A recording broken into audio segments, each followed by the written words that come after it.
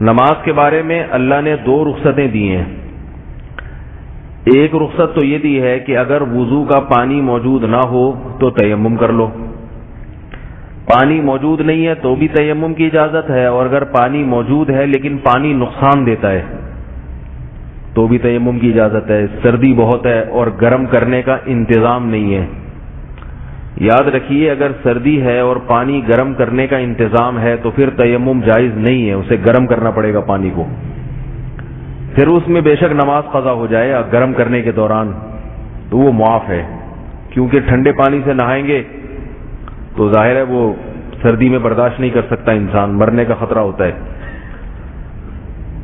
بعض لوگ سستی میں یہ کرتے ہیں کہ غسل فرض ہوا سفر میں کہیں تو وہ کہتے ہیں کون پانی گرم کرے, چھوڑو تیمم کر لو. ایسا نہیں ہے, آپ کو پانی گرم کرنا اگر ممکن ہے آپ کے لیے تو پانی گرم کرنا پڑے گا, نماز چھوڑنا جائز نہیں ہے.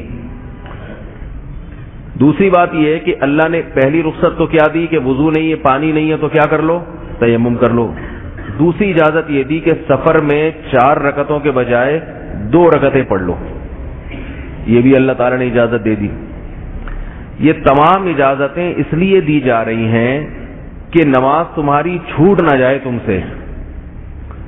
سفر میں 4 کا حکم ہوتا تو تم یہ کہہ سکتے تھے کہ اللہ جلدی بھی ہے, بس نکلنے کا خطرہ بھی ہے, ٹرین چھوٹنے کا خطرہ بھی ہے, یہ مسائل ہیں, کھڑے ہونے کی جگہ نہیں ہے, تو پوری 4 اس لیے میں نے نماز چھوڑ دی.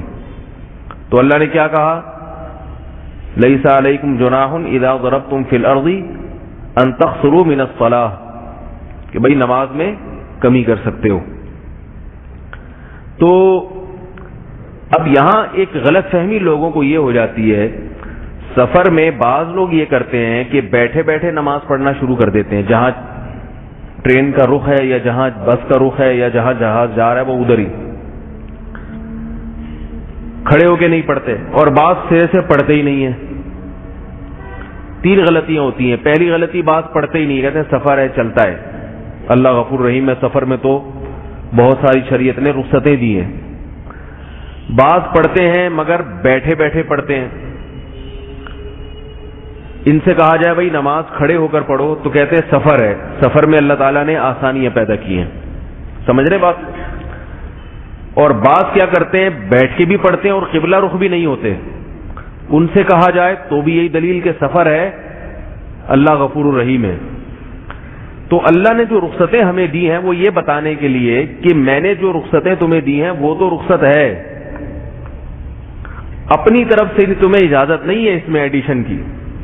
دیکھو اگر اللہ 4 کی 2 نہ کرتے, پھر اگر کوئی یہ کہتا کہ سفر ہے میں 4 کے بجائے 2 پڑھوں گا تو ہو جاتی 2 اس کی. بھائی اس کو کس نے یہ اتھارٹی دی ہے, کس نے اختیار دیا ہے کہ وہ خود سے فیصلہ کرے کہ سفر ہے لہذا چونکہ اللہ نے وہاں بھی آسانی دی تو یہاں بھی, کس نے اختیار دے دیا؟ فرض نماز میں قیام فرض ہے, کھڑے ہو کر نماز پڑھنا فرض ہے. اگر آپ کھڑے ہو کر نماز ادا نہیں کریں گے تو جیسے مقام پہ نماز نہیں ہوتی, سفر میں بھی بیٹھ کے نماز نہیں ہوتی, اس میں بھی کھڑے ہو کر نماز پڑھنی پڑے گی اور قبلہ رخ ہونا پڑے گا. اس میں بھی قبلہ رخ ہوئے بغیر بھی نماز سفر میں بھی ادا نہیں ہوگی. اور تیسری بات ہے کہ پڑھنا بھی پڑے گی. نہیں آ رہی بات؟ ایسا نہیں ہے کہ چلو چھوڑو بعد میں گھر جا کے پڑھ لیں گے. اگر چھوڑنے کی اجازت ہوتی, سفر میں نماز ترک کرنے کی اجازت ہوتی تو اللہ 4 کی 2 نہ کرتا. سمجھ رہے بات کو؟ اللہ 4 کی 2 نہ کرتا, اس لیے کیے کہ تاکہ تمہارے پاس اب چھوڑنے کے لیے کوئی عذر موجود نہ رہے. یہ بات خوب اچھی طرح ذہن میں رکھیں, خوب اچھی طرح ذہن میں بٹھا دیں کہ اسلام میں نماز قضا کرنے کا کوئی تصور نہیں ہے. اس کے بارے میں کسی مفتی سے سوال پوچھنا ہی فضول ہے. آج کسی کا فون آیا کہ ایک خاتون امریکہ میں جاب کرتی ہیں, ظہر کی نماز کا ان کو وقت نہیں ملتا آفس ٹائم میں, اور بیچاری کا کمانے والا کوئی نہیں ہے, تو وہ نماز ان کی ظہر میں یعنی آفس ٹائم میں ایسا ہے کہ وہ نماز نہیں پڑھ سکتی, اکیلے بھی نہیں پڑھ سکتی. تو میں نے کہا بھائی جاب چھوڑنی پڑے گی ان کو, جاب کرنا ان کے لیے جائز نہیں ہے, حرام ہے, گناہ کبیرہ ہے. نماز پہ ہے ہی نہیں, دو رائے ہو ہی نہیں سکتی اس میں. جاب چھوڑ دیں, کچھ بھی کریں, یا جاب کرتے ہوئے وہیں پڑھیں کھڑے ہو کر, جس طرح سے ممکن ہو, لڑے عملے سے, کچھ بھی ہو, نماز قضا کرنے کی اجازت نہیں. یہاں تک کہ اللہ تعالیٰ نے دیکھو اگر نماز قضا کرنے کا اسلام میں کوئی تصور ہوتا تو میدان جہاد میں قضا کرنے کی اجازت ہوتی. میدان جہاد میں کہ جب گھوڑوں کی پشت پہ بیٹھے ہوتے ہیں, تیر برس رہے ہیں, گولیاں چل رہی ہیں, اس وقت تو انسان کی جان ہاتھ پہ رکھی ہوئی ہوتی ہے, اس وقت نماز پڑھے گا تو کیسے پڑھے گا؟ سمجھ رہے بات کو؟ تو اللہ نے اس وقت بھی چھوڑنے کی اجازت نہیں دی. البتہ نماز میں ایک اور آسانی پیدا کر دی کہ میدان جنگ میں جب تم لڑ رہے ہو تو گھوڑے کا رخ دشمن کی طرف ہے, سمجھ رہے؟ وہ رخ تم تبدیل نہیں کر سکتے کیونکہ پشت کرو گے تو وہ تو مار دے گا تمہیں. تو جس طرف تمہارا رخ ہے اسی طرف نیت باندھ لو, اور ایسی صورت میں گھوڑے سے اترنا بھی ضروری نہیں ہے کیونکہ اترو گے تو مارے جاؤ گے, گھوڑے پہ بیٹھے بیٹھے پڑھ لو. اب یہ بڑا عجیب حکم ہے کہ لڑائی ہو رہی ہے, گھوڑے پہ بیٹھے بیٹھے نماز پڑھیں. گھوڑا چل بھی رہا ہے, دوڑ بھی رہا ہے, اور آپ نے نماز کی نیت باندھ لی اور 2 رکعتیں پڑھیں گے, یہ کیسے ممکن ہے؟ آگے اللہ نے اس بات کا جواب دیا, فَإِذَا اطْمَأْنَنْتُمْ فَأَقِيمُوا الصَّلَاةَ, فرمایا جب اطمینان کی حالت میں آ جاؤ اور یہ جنگ ختم ہو جائے تو پھر جو نماز ہوگی وہ اپنے طریقے سے پڑھو. لیکن جنگ کے دوران تم اس طرح سے پڑھ سکتے ہو, اے اللہ اتنی کیا ایمرجنسی ہے, ایسی کیا مسئلہ ہے کہ اتنی سخت حالت میں بھی آپ نے حکم دیا ہے نماز پڑھو. رجالن او رکبانا, فرمایا پیدل چلتے ہوئے پڑھو یا سوار ہو کے پڑھو.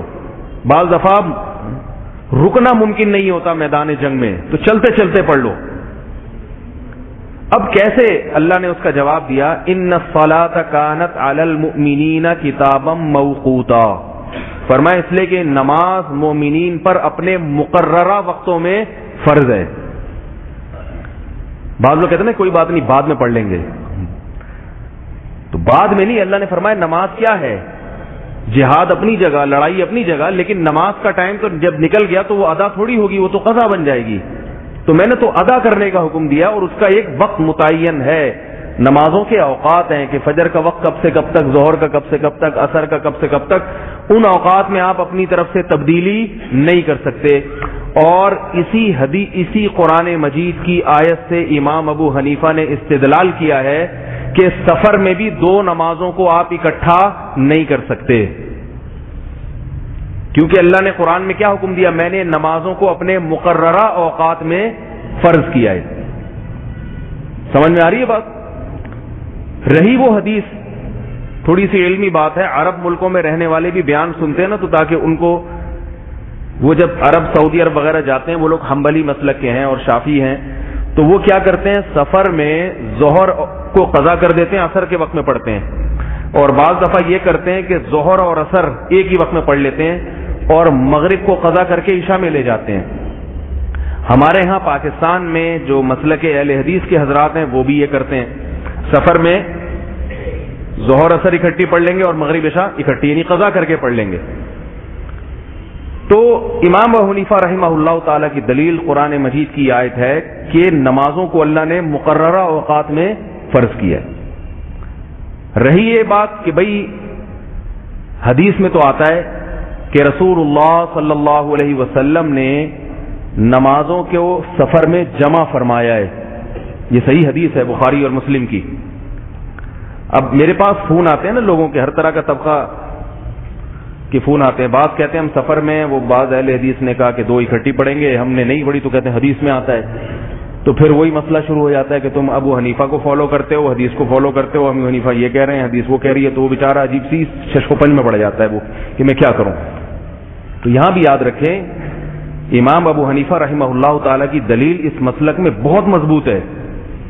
اس مسئلے میں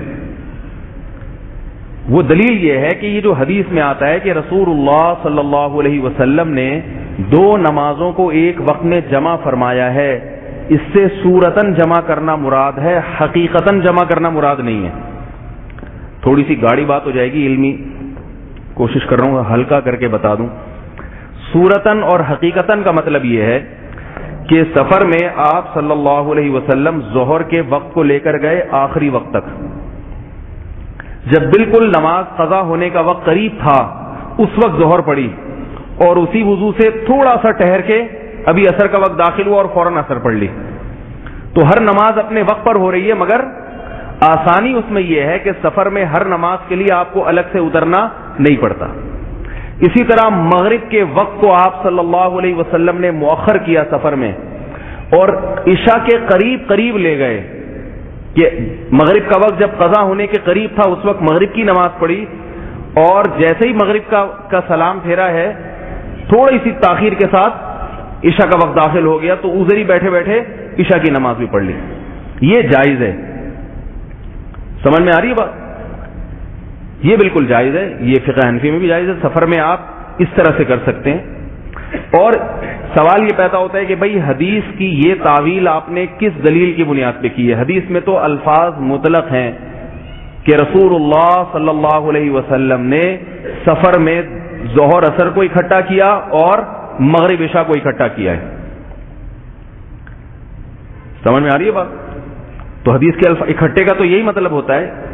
بلکہ بعض روایات میں یہ صراحت ہے کہ مغرب کو مؤخر کیا عشاء کے وقت تک اور عشاء کو مقدم کیا. بعض میں یہ الفاظ ہیں، تو اس میں تو عشاء کے وقت تک کے الفاظ ہیں کہ عشاء کے وقت تک. اسی طرح ظہر کو مؤخر کیا عصر کے وقت تک. تو یاد رکھیں یہاں جو وقت تک مراد ہے اس کا مراد یہ نہیں کہ حقیقتاً وقت داخل ہو چکا تھا. جیسے میں کسی کو کہتا ہوں وہ آدمی مسجد تک گیا، تو ضروری نہیں ہے کہ مسجد کے اندر داخل ہو گیا. وہ مسجد کے قریب پہنچنے کو بھی مسجد تک سے تعبیر کیا جاتا ہے. اور اس تعویل کی دلیل یہ ہے کہ حدیث میں آتا ہے، 2 حدیثیں صرف پیش کروں گا بلکہ 3 روایتیں. ایک حضرت عبداللہ ابن عمر رضی اللہ